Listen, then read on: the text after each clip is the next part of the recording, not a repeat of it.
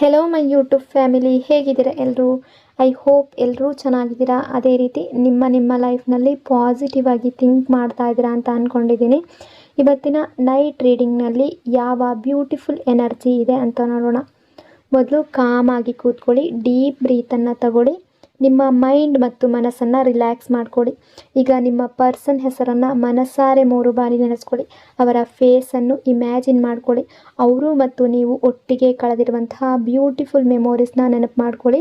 ಅದಕ್ಕೂ ಮೊದಲು ಈ ರೀಡಿಂಗ್ ನಿಮ್ಮವರೆಗೂ ತಲುಪಿದೆ ಅಂದರೆ ಯು ಆರ್ ಸೋ ಬ್ಲೆಸ್ಡ್.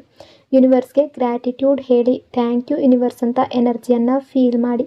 ನಿಮ್ಮ ಪರ್ಸನ್ ಎನರ್ಜಿಯನ್ನು ಫೀಲ್ ಮಾಡಿ. ಬ್ಯೂಟಿಫುಲ್ ಆಗಿರುವ ಎನರ್ಜಿ ಬಂದಾಗ ಅದನ್ನು ರಿಸೀವ್ ಮಾಡ್ಕೊಳ್ಳಿ. ಈ ರೀಡಿಂಗ್ ಅನ್ನೋದು ಜನರಲ್ ರೀಡಿಂಗ್ ಆಗಿರುತ್ತೆ. ಹಾಗಾಗಿ ಪ್ರತಿಯೊಂದು ವಿಷಯ ಕೂಡ ಎಲ್ರಿಗೂ ಒಂದೇ ರೀತಿಯಾಗಿ ಮ್ಯಾಚ್ ಆಗಬೇಕು ಅಂತ ಇಲ್ಲ. ನಿಮ್ಮ ಸಿಚುವೇಶನ್ಗೆ ಮ್ಯಾಚ್ ಆಗುವ ಎನರ್ಜಿ ಮಾತ್ರ ರಿಸೀವ್ ಮಾಡ್ಕೊಳ್ಳಿ. ಯಾವುದಾದ್ರೂ ಭಾಗ ನಿಮಗೆ ಕನೆಕ್ಟ್ ಆಗಲಿಲ್ಲ ಅಂದರೆ ಅದನ್ನು ಫೋರ್ಸ್ ಆಗಿ ತಗೊಳ್ಳೋದಕ್ಕೆ ಹೋಗಬೇಡಿ. ಈ ರೀಡಿಂಗ್ ಉದ್ದೇಶ ಈ ಕ್ಷಣದ ಪ್ರೆಸೆಂಟ್ ಎನರ್ಜಿ ಯಾವ ರೀತಿ ಇದೆ, ನಿಮ್ಮಿಬ್ಬರ ನಡುವೆ ಯಾವ ರೀತಿಯ ಎಮೋಷನ್ಸ್, ವೈಬ್ಸ್, ಅಟ್ಯಾಚ್ಮೆಂಟ್ ನಡೀತಾ ಇದೆ ಅದನ್ನು ತಿಳಿಸುವ ಒಂದು ಸಣ್ಣ ಪ್ರಯತ್ನ ಅಷ್ಟೇ. ಹಾಗಾಗಿ ಓವರ್ ಆಗಿ ನೆಗೆಟಿವ್ ಆಗಿ ಯೋಚನೆ ಮಾಡಬೇಡಿ. ಅನವಶ್ಯಕ ಭಯಗಳನ್ನು ಮನಸ್ಸಿನಲ್ಲಿ ತುಂಬಿಸ್ಕೊಳ್ಬೇಡಿ. ಯಾವುದೇ ರಿಲೇಷನ್ಶಿಪ್ಪಲ್ಲಿ ಪಾಸಿಟಿವ್ ಎನರ್ಜಿ ಅನ್ನೋದು ತುಂಬ ಇಂಪಾರ್ಟೆಂಟ್ ಆಗಿರುತ್ತೆ. ಸೊ ರೀಡಿಂಗನ್ನು ನೋಡಬೇಕಾದ್ರೆ ವಿಡಿಯೋನ ಲೈಕ್ ಮಾಡ್ಕೊಳ್ಳಿ. ಅದೇ ರೀತಿ ಚಾನಲ್ನ ಸಬ್ಸ್ಕ್ರೈಬ್ ಮಾಡಿಕೊಂಡು ಕನೆಕ್ಟ್ ಆಗಿ ಪಾಸಿಟಿವ್ ಮನಸ್ಸಿನಿಂದ ರೀಡಿಂಗನ್ನು ನೋಡೋದಕ್ಕೆ ಶುರು ಮಾಡಿ. ಮೊದಲಿಗೆ ಯಾವ ಎನರ್ಜಿ ಬರ್ತಾ ಇದೆ ಅಂತ ನೋಡೋದಾದರೆ, ಈ ಟೈಮ್ನಲ್ಲಿ ನಿಮ್ಮ ಪರ್ಸನ್ ತುಂಬ ಡೀಪಾಗಿ ಈ ರಿಲೇಷನ್ಶಿಪ್ ಬಗ್ಗೆ ಯೋಚನೆ ಮಾಡ್ತಾ ಇದ್ದಾರೆ. ಈ ರಿಲೇಷನ್ಶಿಪ್ಪಲ್ಲಿ ನಿಜವಾಗ್ಲೂ ಏನು ಮಿಸ್ ಆಗ್ತಾ ಇದೆ, ಎಲ್ಲಿ ದೂರ ಆದ್ವಿ ನಾವು, ಯಾವ ಫೀಲಿಂಗ್ಸ್ ಕಡಿಮೆ ಆಯಿತು ಅಂತ ಮನಸ್ಸಿನ ಒಳಗಡೆ ವಿಚಾರ ಮಾಡ್ತಾ ಇದ್ದಾರೆ. ಸೊ ಇವತ್ತು ನೈಟ್ ನಿಮ್ಮ ಪರ್ಸನ್ ಮನಸ್ಸಿನಲ್ಲಿ ನಿಮ್ಮ ಬಗ್ಗೆ ಏನು ನಡೀತಾ ಇದೆ ಅಥವಾ ಈವ್ನಿಂಗ್ ಎನರ್ಜಿ ಯಾವ ರೀತಿ ಇದೆ ಅಂತ ನೋಡೋದಾದರೆ, ಮೊದಲಿಗೆ ಈ ವ್ಯಕ್ತಿ ಈ ರಿಲೇಷನ್ಶಿಪ್ಪಲ್ಲಿ ಏನು ಸಮಸ್ಯೆ ಇತ್ತು ಅಂತ ಥಿಂಕ್ ಮಾಡ್ತಾ ಇದ್ದಾರೆ. ಅಂದರೆ ಇಬ್ಬರು ಕೂಡ ನಾನು ಸರಿ ಅನ್ನೋ ಎನರ್ಜಿಗೆ ಹೋಗಿದ್ರಿ. ಒಬ್ಬರು ಇನ್ನೊಬ್ಬರನ್ನು ಅವರ ದಾರಿಗೆ ತರುವ ಪ್ರಯತ್ನ, ನೀನು ನನ್ನಂತಾಗಬೇಕು ಅನ್ನೋ ಹಠ. ಅಲ್ಲಿ ಸಂಬಂಧ ಪ್ರೀತಿಯಿಂದ ಕಡಿಮೆ ಇತ್ತು ಅಂತಲ್ಲ, ಈಗೋದಿಂದ ಹೆಚ್ಚು ನಡೆಯುವ ಸ್ಥಿತಿ ಬಂದಿತ್ತು. ಆದರೆ ಈ ಮುಖ್ಯ ವಿಷಯ ಏನು ಅಂದರೆ ಪ್ರೀತಿ ಇಲ್ಲ ಅನ್ನೋದಲ್ಲ, ಪ್ರೀತಿ ತುಂಬ ಇದೆ. ಹಿಂದೆ ನೀವು ಒಬ್ಬರಿಗೊಬ್ಬರು ತುಂಬ ಟೈಮ್ ಕೊಡ್ತಾ ಇದ್ರಿ, ಒಬ್ರನ್ನೊಬ್ರು ನೋಡಿದ್ರೆ ಸಾಕು ದಿನಾನೇ ಚೆನ್ನಾಗಿರ್ತಿತ್ತು ಅಂತ ಅಷ್ಟು ಅಟ್ಯಾಚ್ಮೆಂಟ್ ಇತ್ತು. ಇವತ್ತು ಕೂಡ ಆ ಹಳೆಯ ನೆನಪುಗಳೇ ನಿಮ್ಮಿಬ್ಬರನ್ನ ಕನೆಕ್ಟ್ ಮಾಡ್ತಾ ಇದೆ. ಅದೇ ಕಾರಣಕ್ಕೆ ಈ ರಿಲೇಷನ್ಶಿಪ್ ಇನ್ನೂ ಕೂಡ ಎಂಡ್ ಆಗಿಲ್ಲ. ನಿಮ್ಮ ಪರ್ಸನ್ ನಿಮ್ಮ ಹಳೆಯ ಸ್ವಭಾವವನ್ನು ಇನ್ನೂ ನೆನಪು ಮಾಡ್ಕೊಳ್ತಾ ಇದ್ದಾರೆ. ನಿಮ್ಮ ಪರ್ಸನ್ ಈಗಲೂ ನಿಮ್ಮ ಹಳೆಯ ಆ ಚಾಟ್ ಓದ್ತಾ ಇರ್ಬೋದು ಅಥವಾ ಫೋಟೋ, DP, ಹಳೆಯ ಕ್ಷಣಗಳು, ನಿಮ್ಮ ಮಾತುಗಳು ನೆನಪಿಸ್ಕೊಳ್ತಾ ಇದ್ದಾರೆ. ಎಷ್ಟು ಚಾರ್ಮಿಂಗ್ ಆಗಿದ್ರು, ಎಷ್ಟು ಕ್ಯೂಟಾಗಿ ಮಾತಾಡ್ತಿದ್ರು, ಒಂದು ಸಲ ಇವ್ರ ಜೊತೆ ಮಾತಾಡಿದ್ರೆ ದಿನ ಇಡೀ ನೆನಪಾಗ್ತಾ ಇತ್ತು ಅಂತ ಯೋಚನೆ ಮಾಡ್ತಾ ಇದ್ದಾರೆ. ಹಿಂದೆ ರಿಲೇಷನ್ಶಿಪ್ಪಲ್ಲಿ ಸ್ಪಾರ್ಕ್ ನೀವು ಕ್ರಿಯೇಟ್ ಮಾಡ್ತಾ ಇದ್ರಿ. ಅಂದರೆ ಈ ರಿಲೇಷನ್ಶಿಪ್ ಅನ್ನೋದು ತುಂಬ ಕ್ಯೂಟ್ ಆಗಿತ್ತು. ನಿಮ್ಮ ಮುದ್ದಾದ ಮಾತುಗಳಾಗಿರ್ಬೋದು, ಲವ್ ಎಕ್ಸ್ಪ್ರೆಷನ್ ಆಗಿರ್ಬೋದು, ಇಬ್ಬರದು ಕಾಳಜಿ ಆಗಿರ್ಬೋದು, ನಗುವಿನ ಕ್ಷಣ ಆಗಿರ್ಬೋದು, ಎಲ್ಲವನ್ನ ಇಬ್ಬರು ಕೂಡ ಥಿಂಕ್ ಮಾಡ್ತಾ ಇದ್ದೀರಾ. ಬಟ್ ಈಗ ನಿಮ್ಮ ಎನರ್ಜಿ ಬದಲಾಗಿದೆ ಅಂತ ಅವ್ರು ಅಂದ್ಕೊಳ್ತಾ ಇದ್ದಾರೆ. ಕೆಲವೊಂದು ಸಲ ನೀವು ಕೂಡ ಥಿಂಕ್ ಮಾಡ್ತಾ ಇದ್ದೀರಾ, ನಿಮ್ಮ ಎನರ್ಜಿ ಅನ್ನೋದು ಬದಲಾಗಿದೆ. ನಾನು ಮಾತ್ರ ಎಫರ್ಟ್ ಹಾಕಬೇಕಾ, ನಾನು ಮಾತ್ರ ಈ ರಿಲೇಷನ್ಶಿಪ್ಗಾಗಿ ಸ್ಟ್ರಗಲ್ ಮಾಡಬೇಕಾ, ನಾನು ತುಂಬ ಟೈಮ್ ಕೊಟ್ಟಿದ್ದೀನಿ, ಈಗ ನನಗೆ ಸಾಕಾಗಿದೆ ಅಂತ ನೀವು ಫೀಲ್ ಮಾಡ್ತಾ ಇದ್ದೀರಾ. ಹಿಂದೆ ನೀವು ತುಂಬ ಟೈಮ್ ಕೊಡ್ತಾ ಇದ್ರಿ, ಬಟ್ ಈಗ ನೀವು ನಿಮ್ಮನ್ನು ಕಂಟ್ರೋಲ್ ಮಾಡ್ಕೊಳ್ತಾ ಇದ್ದೀರಾ. ಫೀಲಿಂಗ್ಸನ್ನು ಕಂಟ್ರೋಲ್ ಮಾಡ್ಕೊಳ್ತಾ ಇದ್ದೀರಾ, ಎಫರ್ಟ್ ಕಡಿಮೆ ಮಾಡಿದ್ದೀರಾ. ಬಟ್ ನಿಮ್ಮ ಪರ್ಸನ್ ಎನರ್ಜಿ ಪ್ರಕಾರ ಅವರು ಎಕ್ಸ್ಪ್ರೆಸ್ ಮಾಡೋದು ಕಡಿಮೆ. ಆದರೆ ನೀವು ರಿಲೇಷನ್ಶಿಪ್ಪನ್ನು ತುಂಬ ಎಕ್ಸ್ಪ್ರೆಸ್ ಮಾಡ್ತಾ ಇದ್ರಿ, ಬಟ್ ಈಗ ನೀವು ಕೂಡ ಸೈಲೆಂಟ್ ಆಗಿಬಿಟ್ಟಿದ್ದೀರಾ. ಸೊ ನಿಮ್ಮಿಬ್ಬರ ನಡುವೆ ಗ್ಯಾಪ್ ಅನ್ನೋದು ಕ್ರಿಯೇಟ್ ಆಗಿದೆ. ಈಗ ಒಬ್ಬರು ಇನ್ನೊಬ್ಬರನ್ನ ತುಂಬ ಫೀಲ್ ಮಾಡ್ತಾ ಇದ್ದೀರಾ, ಮಿಸ್ ಮಾಡ್ಕೊಳ್ತಾ ಇದ್ದೀರಾ, ಬಟ್ ಯಾರೂ ಕೂಡ ಮುಂದೆ ಬರ್ತಾ ಇಲ್ಲ. ನಿಮ್ಮ ಪರ್ಸನ್ ಈಗ ತುಂಬ ಅಬ್ಸರ್ವ್ ಅಂತೂ ಮಾಡ್ತಾ ಇದ್ದಾರೆ. ಈ ರಿಲೇಷನ್ಶಿಪ್ಪಲ್ಲಿ ನಿಜವಾಗ್ಲೂ ತಪ್ಪೆಲ್ಲಾಯಿತು, ಎಲ್ಲಿ ಫೀಲಿಂಗ್ ಕಡಿಮೆ ಆಯಿತು, ಯಾಕಿಷ್ಟು ಗ್ಯಾಪ್ ಬಂತು ಅಂತ ಯೋಚನೆ ಅಂತೂ ಮಾಡ್ತಾ ಇದ್ದಾರೆ. ಈಗ ಅವರು ಇಂಟ್ರೋವರ್ಟ್ ಎನರ್ಜಿಯಲ್ಲಿದ್ದಾರೆ. ತಮ್ಮೊಳಗೆ ಹೋಗಿ ಈ ರಿಲೇಷನ್ಶಿಪ್ಪನ್ನು ಅರ್ಥ ಮಾಡಿಕೊಳ್ಳುವಂತಹ ಪ್ರಯತ್ನ ಮಾಡ್ತಾ ಇದ್ದಾರೆ. ಅವ್ರಿಗೀಗ ಒಂದು ವಿಷಯ ಕ್ಲಿಯರ್ ಆಗ್ತಾ ಇದೆ, ಈ ರಿಲೇಷನ್ಶಿಪ್ ಹೆಸರಿಗಷ್ಟೇ ಉಳ್ಕೊಂಡಿದೆ, ಸ್ಟೆಬಿಲಿಟಿ ಇದೆ, ಆದರೆ ಒಳಗಿನ ಫೀಲಿಂಗ್, ಎಕ್ಸ್ಪ್ರೆಷನ್ ಅನ್ನೋದು ಕಡಿಮೆ ಆಗಿದೆ ಅನ್ನೋದು ಅವ್ರಿಗೆ ಗೊತ್ತಾಗ್ತಾ ಇದೆ. ನಿಮ್ಮ ಪರ್ಸನ್ ನಿಮ್ಮಿಂದ ಸಂಪೂರ್ಣ ದೂರ ಹೋಗೋದಕ್ಕೆ ಆಗ್ತಾ ಇಲ್ಲ. ಅವರಿಗೆ ಕನ್ಫ್ಯೂಷನ್ ಎನರ್ಜಿ ಇದೆ, ಡಿಸ್ಟೆನ್ಸ್ ಎನರ್ಜಿ ಇದೆ, ಆನ್ ಆ್ಯಂಡ್ ಆಫ್ ಫೀಲಿಂಗ್ಸ್ ಇದೆ.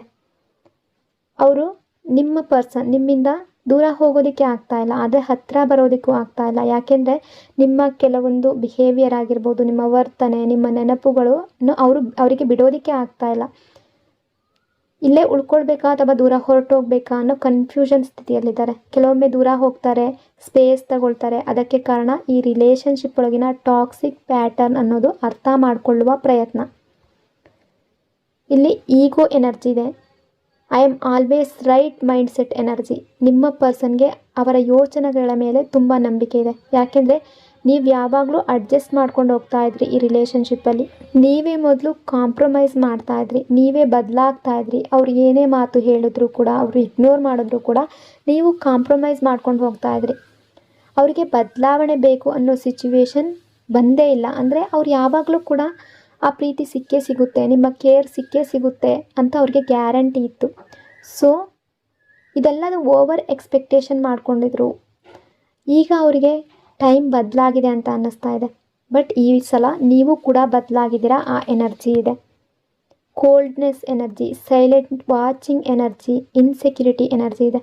ನಿಮ್ಮನ್ನು ಅಬ್ಸರ್ವ್ ಮಾಡ್ತಾ ಇದ್ದಾರೆ, ಸ್ಪೈ ಮಾಡ್ತಾ ಇದ್ದಾರೆ. ನೀವು ಹೇಗೆ ಮಾತನಾಡ್ತೀರಾ, ಯಾರ ಜೊತೆ ಮಾತಾಡ್ತಾ ಇದ್ದೀರಾ, ಅಂದರೆ ಸೋಷಿಯಲ್ ಮೀಡಿಯಾದಲ್ಲಿ ಯಾರ ಜೊತೆ ಫ್ರೆಂಡ್ಶಿಪ್ಪಲ್ಲಿದ್ದೀರಾ, ಇದೆಲ್ಲವನ್ನು ಗಮನಿಸ್ತಾ ಇರ್ಬೋದು.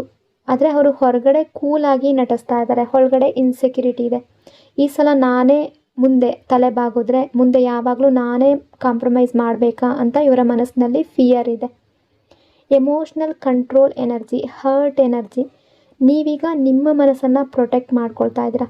ನಾನು ತುಂಬ ಟೈಮ್ ಕೊಟ್ಟಿದ್ದೀನಿ ಈ ರಿಲೇಷನ್ಶಿಪ್ಗೆ, ನನ್ನನ್ನು ಯಾರೂ ಅಪ್ರಿಷಿಯೇಟ್ ಮಾಡಿಲ್ಲ. ಅಂದರೆ ಈ ವ್ಯಕ್ತಿಯ ಕಡೆಯಿಂದ ನೀವು ಏನು ಎಕ್ಸ್ಪೆಕ್ಟ್ ಮಾಡಿದ್ರಿ ಅದು ಸಿಗಲಿಲ್ಲ, ನನ್ನ ಫೀಲಿಂಗ್ಸ್ಗೆ ವ್ಯಾಲ್ಯೂ ಸಿಗಲಿಲ್ಲ ಅಂತ ನಿಮ್ಮ ಮನಸ್ಸಿನಲ್ಲೂ ಕೂಡ ತುಂಬ ನೋವಿದೆ. ಒಬ್ಬರೇ ಈ ರಿಲೇಷನ್ಶಿಪ್ಪನ್ನು ಕ್ಯಾರಿ ಮಾಡ್ತಾ ಬಂದಿದ್ದೀರಾ ಅನ್ನೋ ಫೀಲ್ ನಿಮಗಿದೆ. ಸೊ ನಿಮ್ಮ ಪೇಷನ್ಸ್ ಈಗ ಡೌನ್ ಆಗ್ತಾ ಹೋಗ್ತಾ ಇದೆ. ನಾನು ಮಾತ್ರ ಸ್ಟ್ರಗಲ್ ಮಾಡಬೇಕಾ, ನಾನು ಮಾತ್ರ ಟೈಮ್ ಕೊಡಬೇಕಾ ಅನ್ನೋ ಫೀಲ್ ಬರ್ತಾ ಇದೆ.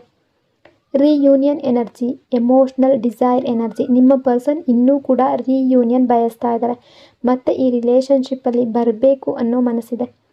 ಡ್ರೀಮ್ ಕಾಣ್ತಾ ಇದ್ದಾರೆ, ಮತ್ತು ಹಳೆಯ ದಿನಗಳಂತೆ ಆಗಲಿ ಅನ್ನೋ ರೀತಿ ಬಯಸ್ತಾ ಇದ್ದಾರೆ. Waiting energy, watching direction energy, distance energy. ಈ ರಿಲೇಷನ್ಶಿಪ್ ಯಾವ ದಿಕ್ಕಿಗೆ ಹೋಗ್ತಾ ಇದೆ ಅನ್ನೋದನ್ನು ಅವರು ಗಮನಿಸ್ತಾ ಇದ್ದಾರೆ. ಮೊದಲು ಸಿಚುವೇಶನ್ ಅರ್ಥ ಮಾಡ್ಕೊಳ್ತೀನಿ, ನಂತರ ಮೂವ್ ಆಗ್ತೀನಿ ಅಂತ ಯೋಚನೆ ಮಾಡ್ತಾ ಇದ್ದಾರೆ. ಪೊಸೆಸಿವ್ನೆಸ್ ಎನರ್ಜಿ ಕೂಡ ಇದೆ. ಎಮೋಷ್ನಲ್ ಜಲಸಿ ಎನರ್ಜಿ ಕೂಡ ಇದೆ. ಅಟೆನ್ಷನ್ ಎನರ್ಜಿ ಕೂಡ ಇದೆ. ಅಂದರೆ ನಿಮ್ಮ ಪರ್ಸನ್ ಏನು ಅಂದ್ಕೊಳ್ತಾ ಇದ್ದಾರೆ ಅಂದರೆ, ನನ್ನ ಬಗ್ಗೆ ಕೇರ್ ಇಲ್ಲ, ನೀವು ಬೇರೆಯವ್ರ ಬಗ್ಗೆ ತುಂಬ ಕೇರ್ ಕೊಡ್ತಾ ಇದ್ದೀರಾ, ಅಥವಾ ನಿಮ್ಮ ಫ್ಯಾಮಿಲಿ ಬಗ್ಗೆ ಆಗಿರ್ಬೋದು, ಅಥವಾ ನಿಮ್ಮ ಫ್ರೆಂಡ್ಸ್ಗಳ ಬಗ್ಗೆ ಆಗಿರ್ಬೋದು, ತುಂಬ ಪ್ರೀತಿ ತೋರಿಸ್ತಾ ಇದ್ದೀರಾ, ತುಂಬ ಕೇರ್ ತೋರಿಸ್ತಾ ಇದ್ದೀರಾ. ಬಟ್ ನನಗೆ ಮಾತ್ರ ಇಲ್ಲ ಅಂತ ಅವರಿಗೆ ನಿಮ್ಮ ಅಟೆನ್ಷನ್ ಏನಿದೆ ಅದು ಮಿಸ್ ಆಗ್ತಾ ಇದೆ, ಅದರ ಬಗ್ಗೆ ಫೀಲ್ ಮಾಡ್ತಾ ಇದ್ದಾರೆ. ಹೀಲಿಂಗ್ ಎನರ್ಜಿ ಇದೆ. Misunderstanding energy.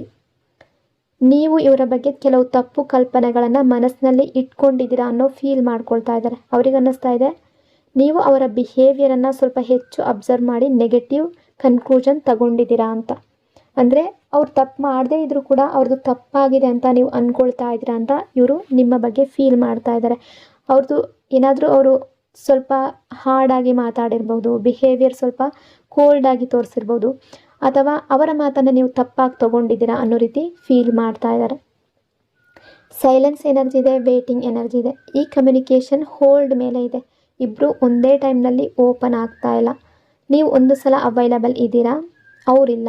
ಅವರು ರೆಡಿ ಇದ್ದಾಗ ನೀವು ರೆಡಿ ಆಗ್ತಾ ಇಲ್ಲ. ಸೈಲೆನ್ಸ್ ಅನ್ನೋದು ಮಧ್ಯದಲ್ಲಿ ಗೋಡೆ ಥರ ಬಂದಿದೆ. ಅದೇ ಕಾರಣಕ್ಕೆ ಮಿಸ್ಅಂಡರ್ಸ್ಟ್ಯಾಂಡಿಂಗ್ ಹೆಚ್ಚಾಗಿದೆ. ಇನ್ನು ಫೇತ್ ಇಶ್ಯೂಸ್. ಅವರಿಗೆ ನಿಮ್ಮಿಂದ ಟ್ರಸ್ಟ್ ಬೇಕು ಅನ್ನೋ ರೀತಿ ಥಿಂಕ್ ಮಾಡ್ತಾ ಇದ್ದಾರೆ. ಅಂದರೆ ಕೆಲವೊಂದು ವಿಷಯದಲ್ಲಿ ನೀವು ಅವರನ್ನು ಡೌಟ್ ಮಾಡ್ತಾ ಇದ್ದೀರಾ, ಪ್ರತಿ ವಿಷಯದಲ್ಲೂ ಸ್ಪೈ ಮಾಡ್ತೀರಾ, ಪ್ರೀತಿಗಿಂತ ಇನ್ಸೆಕ್ಯೂರಿಟಿ ಜಾಸ್ತಿ ಇದೆ. ಸೊ ಟ್ರಸ್ಟ್ ಬೇಕು ಅನ್ನೋ ರೀತಿ ಥಿಂಕ್ ಮಾಡ್ತಾ ಇದ್ದಾರೆ. ನಿಮ್ಮ ಬಗ್ಗೆ ಅವರು ಇನ್ನೂ ಕೂಡ ಫೀಲ್ ಮಾಡ್ತಾ ಇದ್ದಾರೆ. ನಿಮ್ಮ ಹೆಸರು ನೆನಪಾದಾಗ ಅವ್ರಿಗೆ ರಿಯಾಕ್ಷನ್ ಮಾಡ್ತಾ ಇದ್ದಾರೆ. ಹೊರಗಡೆ ಪ್ರೀತಿ ಇಲ್ಲ ಅನ್ನೋ ರೀತಿ ನಟಿಸ್ತಾ ಇರ್ಬೋದು. ಮನಸ್ಸಿನ ಒಳಗಡೆ ತುಂಬ ಲವ್ ಇದೆ. ನಿಮ್ಮನ್ನು ಬಿಡುವಾಗ ಈಗೋ ಮತ್ತು ಕೋಪದಿಂದ ನಿಮ್ಮಿಂದ ದೂರ ಹೋಗಿರ್ಬೋದು. ನೀವಾಗಿ ಅವರ ಹಿಂದೆ ಬರ್ತೀರಾ ಅಂತ ಎಕ್ಸ್ಪೆಕ್ಟ್ ಮಾಡಿರ್ಬೋದು. ಆದರೆ ಸಿಚುವೇಶನ್ ಬೇರೆ ಡೈರೆಕ್ಷನ್ಗೆ ಹೋಗ್ಬಿಟ್ಟಿದೆ. ಅದು ಅವ್ರಿಗೆ ಫೀಲ್ ಆಗ್ತಾ ಇದೆ. ಬಟ್ ಈಗ ಏನೇ ಸಿಚುವೇಶನ್ ಇರಬಹುದು, ಯಾವುದೇ ಮಿಸ್ಅಂಡರ್ಸ್ಟ್ಯಾಂಡಿಂಗ್ ಇರ್ಬೋದು, ನೋ ಕಾಂಟ್ಯಾಕ್ಟ್ ಸಿಚುವೇಶನ್ ಇರ್ಬೋದು, ಇದು ಪರ್ಮನೆಂಟ್ ಅಲ್ಲ ಅನ್ನೋ ರೀತಿ ತುಂಬ ಜನರ ಎನರ್ಜಿ ರಿಫ್ಲೆಕ್ಟ್ ಆಗ್ತಾ ಇದೆ. ಅಂದರೆ ಒಂದು ಕ್ಷಣ ಸಿಹಿ ಅನ್ನೋದು ಬಂದೇ ಬರುತ್ತೆ ಅಲ್ವಾ. ಈಗ ಕಹಿ ಫೇಸ್ ಅನ್ನೋದು ಬಂದಿದೆ, ಸಿಹಿ ಫೇಸ್ ಅನ್ನೋದು ಕೂಡ ಬಂದೇ ಬರುತ್ತೆ. ಇದು ಕೂಡ ಬದಲಾಗುತ್ತೆ. ಯಾವ ಈಗ ಸೈಕಲ್ನಲ್ಲಿ ಇದ್ದೀರೋ, ಯಾವ ಸಿಚುವೇಶನ್ನಲ್ಲಿದ್ದೀರೋ ಅದು ಕೂಡ ಬದಲಾಗುತ್ತೆ. ನಿಮ್ಮ ಪರ್ಸನ್ ಇನ್ನೂ ಕನೆಕ್ಟ್ ಆಗಬೇಕು ಅಂತ ಬಯಸ್ತಾ ಇದ್ದಾರೆ. ಮನಸ್ಸಿನ ಒಳಗಡೆ ಪ್ರೀತಿ ಇದೆ. ಈ ಟೈಮ್ನಲ್ಲಿ ಬೇಕಾಗಿರುವಂಥದ್ದು ಓಪನ್ ಕಾನ್ವರ್ಸೇಷನ್. ಇಬ್ಬರು ಕೂಡ ಈಗೋ ಕಡಿಮೆ ಮಾಡ್ಕೋಬೇಕು. ಫೀಲಿಂಗ್ಸ್ ಹಾನೆಸ್ಟ್ ಆಗಿ ಹೇಳ್ಕೊಳ್ಬೇಕು. ಅಬ್ಸರ್ವ್ ಮಾಡೋದಕ್ಕಿಂತ ಇಬ್ಬರು ಕೂಡ ಸರಿಯಾಗಿ ಮಾತುಕತೆ ನಡೆದ್ರೆ ಎಲ್ಲವೂ ಕ್ಲಿಯರ್ ಆಗುವಂತಹ ಸಾಧ್ಯತೆ ತುಂಬ ಜಾಸ್ತಿ ಇದೆ. ಸೊ ಈ ರೀಡಿಂಗ್ ನಿಮಗೆ ಇಷ್ಟ ಆಗಿದೆ ಅಂದ್ಕೊಂಡಿದ್ದೀನಿ. ಇಷ್ಟ ಆಗಿದರೆ ಪಾಸಿಟಿವ್ ಆಗಿ ಕಮೆಂಟ್ ಮಾಡಿ. ನಿಮ್ಮ ಲೈಫ್ನಲ್ಲಿ ನೀವು ಏನು ಕನಸು ಕಂಡಿದ್ದೀರೋ, ನಿಮ್ಮ ಎಲ್ಲ ಪಾಸಿಟಿವ್ ಕನಸುಗಳು, ನಿಮ್ಮ ವಿಶಸ್ಗಳು ರಿಯಾಲಿಟಿಗೆ ಬರಲಿ ಅಂತ ಬ್ಲೆಸ್ ಮಾಡ್ತಾ ಇನ್ನೊಂದು ಬ್ಯೂಟಿಫುಲ್ ರೀಡಿಂಗಲ್ಲಿ ಮತ್ತೆ ಸಿಗ್ತೀನಿ. ಅಲ್ಲಿವರೆಗೂ ಟೇಕ್ ಕೇರ್. ನಿಮ್ಮ ಪ್ರೀತಿ, ನಿಮ್ಮ ಸಪೋರ್ಟ್ಗೆ thank you so much. Lots and lots of love. God bless you all.